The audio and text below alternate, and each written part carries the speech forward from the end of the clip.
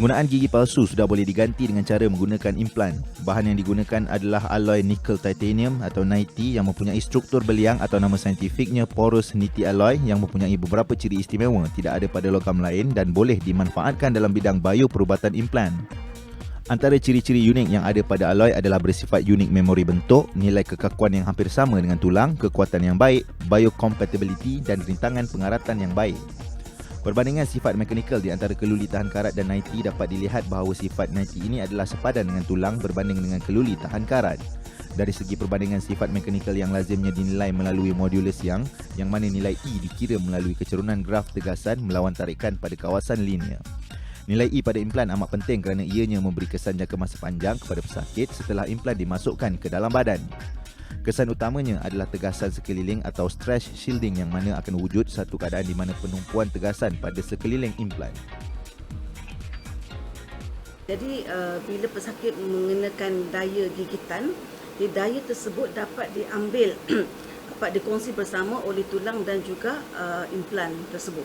Jadi ini menggalakkan ataupun memberi stimulasi kepada tulang dan tidak berlaku stress shielding effect seperti yang berlaku pada implan-implan yang berada di pasaran. Keadaan ini akan menyebabkan kawasan tulang sekeliling implan menjadi padat akibat perbezaan nilai E yang ketara antara tulang dan implan.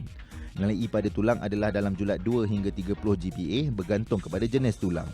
Selain itu, sel-sel tisu hanya dapat merambat pada bahagian permukaan luar implan sahaja dan tidak akan ke dalam implan kerana tiada rongga-rongga sel tisu untuk merambat.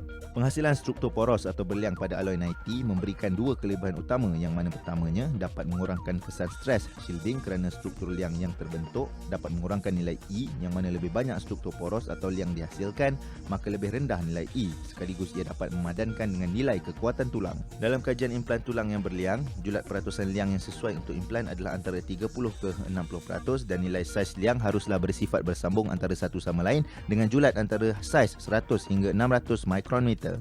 Aspek kedua ini iaitu struktur berliang yang membolehkan sel-sel tulang dapat merambat bukan sahaja pada permukaan implan malah pada liang-liang yang wujud dalam implan yang terbentuk bagi meningkatkan kekuatan ikatan antara tulang dan implan.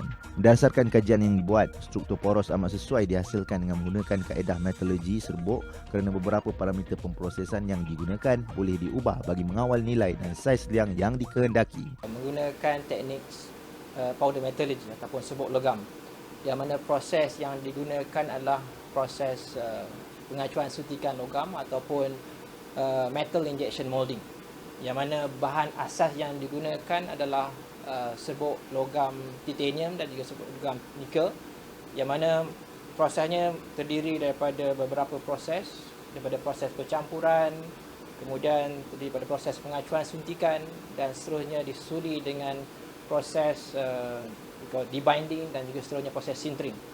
Kerana dalam proses serbuk logam ni adalah antara proses asas yang perlu dilalui sebelum produk akhir itu boleh digunakan. Jadi komponen akhir yang kami cuba untuk tunjukkan pada ni adalah dental implant. Dalam penghasilan struktur poros alloy NiTi ini bermula daripada proses pencampuran serbuk logam dan bahan pengikat sehinggalah pembentukan struktur berongga. Dengan adanya kajian ini, harga implan dapat berkurangan sebanyak 50% daripada harga asal, malah implan alloy ini lebih murah daripada implan yang berada di pasaran. Kos penghasilan implan pergigian ini dijangkakan jauh lebih murah, mungkin kurang daripada separuh daripada apa yang terdapat di pasaran. Jadi bila kos implan ini dapat dikurangkan, jadi kita dapat menawarkan rawatan implan pergigian kepada pesakit pada kadar yang rendah.